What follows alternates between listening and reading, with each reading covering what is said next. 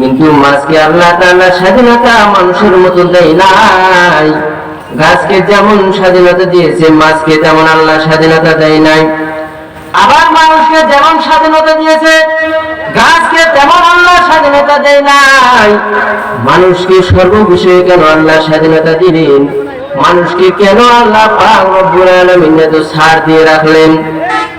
পৃথিবীর জমিন থেকে একবার আল্লাহর দরবারে প্রশ্ন হলো, ইয়া রব, আপনার সৃষ্টি জগতের সবচেয়ে সুন্দর কারা?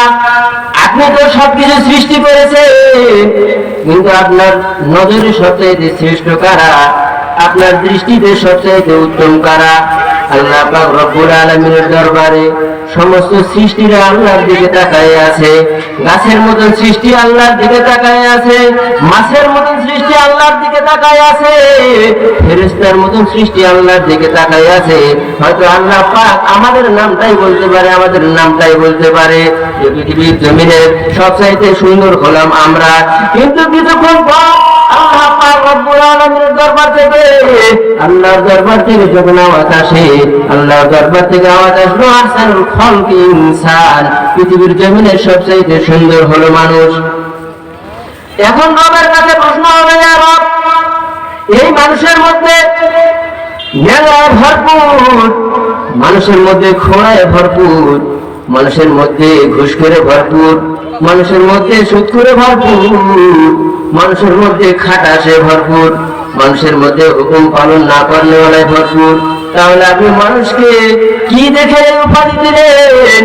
মানুষের কোন দিক থেকে আপনি মানুষকে আহসানুল খালক উপাধি দিলেন?